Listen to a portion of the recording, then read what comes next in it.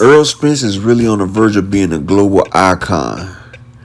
Everyone owes Errol Spence a debt of gratitude. Without him, we would not be having one of the memorable fights in boxing history. This is a fair use video. It's for educational and entertainment purposes only. Now look, ride with the big fish. Sit back and watch and dive in as we explore the big fish world. Swim at your own risk. You get Jaws out there. Now you think it's safe. No, Jaws ain't the epitome of greatness. There's something out there much bigger. Yes, you got it. And here comes Superbud. Come through and snatch it up. All is well in the world, right? Or wrong. You forget the Megalodon. Bud might have caught Jaws in the ichthyosaur, so but he ain't ready for the Megalodon. And that's the big Spence, the Megalodon. Matter of fact, he ain't even a Megalodon. Errol Spence is the biggest. How can you measure what ain't been measured before? Captain Ahab reaching out fishing. You gonna catch something that you ain't mean to catch right there, cause you can't catch the uncatchable, the Leviathan. Earl, the true Spence, strap season, man down, smoking on Bud tour.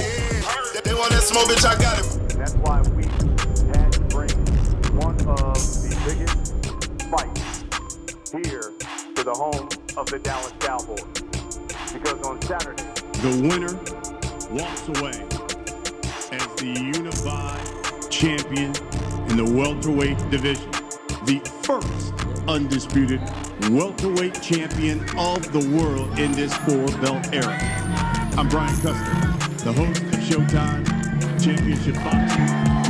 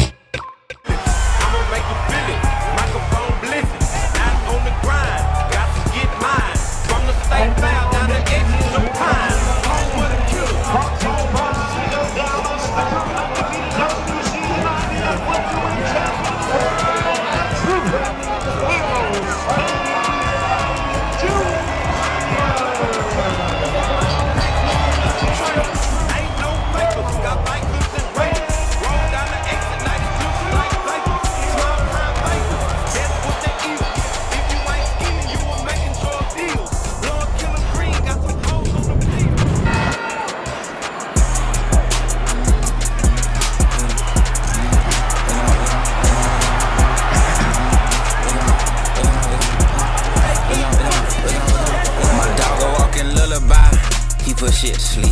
I be with wolves, you'll never catch me with a sheep. Gon' ahead and commit suicide. Tell my beef with me. Cause either way you dead, but I know you rather you do it than me. I don't got no motherfucking sense. I don't got no motherfucking sense. I ain't getting in that car if that woman on that team. And them niggas ain't no ops if that block ain't get big. I ain't no shot that K if that chop ain't hit shit. Rolling, bitch, I'm rolling, but not geek. When I say rolling, I mean slide, turn my something off they feet. You see bars, you see in, you see two, you see me. I see up, I reach in, then pull out and use heat.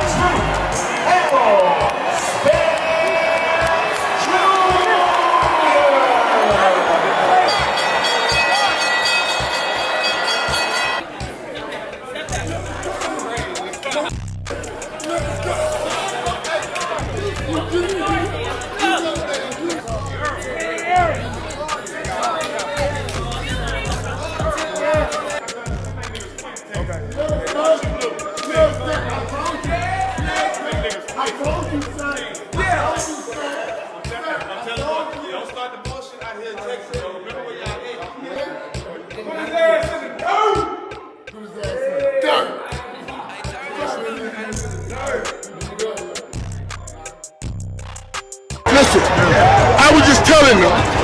It takes, any man can be a man, but it takes a real damn man to break a man, and he broke him tonight. Errol Spence the truth? He's the truth. And let me tell you what's great about the truth. When you look around and you see all of us supporting him right here at home, you come in his home stadium and you put 50,000 in seats. Get your ass in these seats and let's be real for this dude. Stop messing around. He's breaking motherfuckers. Excuse me, Brooklyn out. People right now want to live in La La Land. They want to sit here and forget and act like this fight was so easy to make. Honestly, us in the boxing community, in the boxing world, we owe Errol Spence a huge debt of gratitude. I'm talking a huge debt of gratitude. Any other man would have walked away from this fight a long time ago. First off, he called out Crawford last year after the Yordenis Ugas fight, April 16th. He sat in talks with Crawford for nearly 7 months, sitting out, while Crawford was proffering other deals on the side, while he turned around and took another fight and left Errol Spence stranded when he also wanted to take another fight that year. So, lied about the money. He wanted to get more money than what he was worth. He was trying to be A-side when Crawford already lost the A-side. He fumbled it, and I'll tell you about that in another video about how Crawford fumbled the A-side. Crawford was playing games. He was lying in the public. He was double dealing.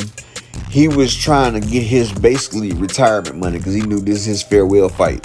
See, Errol Spence went throughout his career fighting the tough challenges like Lamont Peterson, Phil LaGreco's, Chris Van Heerden, Chris Algieri, Leonard Bundu, Kell Brooks as a champion, Sean Porter as a champion, Yordenis Ugas as a champion, Mikey Garcia as a 4-division champion.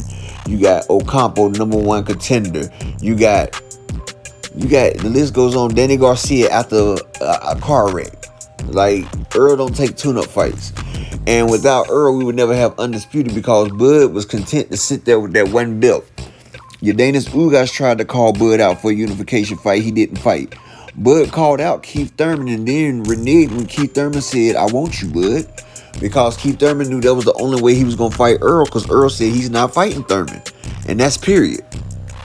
But Bud thought about it, and he started hollering about a guarantee. Like, fighters don't fight without guarantee. Floyd and Pacquiao fought without a guarantee, and both of them made over $100 million. Manny Pacquiao turned down a $40 million guarantee, and that was the best decision of his life because he got over $100 million for doing that.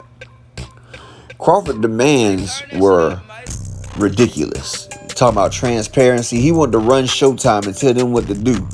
And then Crawford didn't stand on his word. Throughout the years, Crawford was saying how he was done with the fight, how the fight was past him.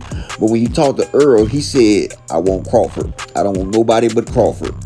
Earl was tunnel vision, and he kept faith and pushed forward. Even when Crawford took a fight in December, because they wanted to stall Earl out and keep him out the ring for as long as possible while Bud gets a tune-up. See, Bud's still fresh because he just fought David Avanesian. I ain't gonna mess up his name. David Avanesian. And he did that. But Earl doing this is becoming an icon because, like Earl say, tune-ups is for people that's not ready. And see, Bud's been in that gym with Shakur Stevenson. And Bud's not realizing that he done lost a step because now Shakur Stevenson said, "I go toe-to-toe with Bud."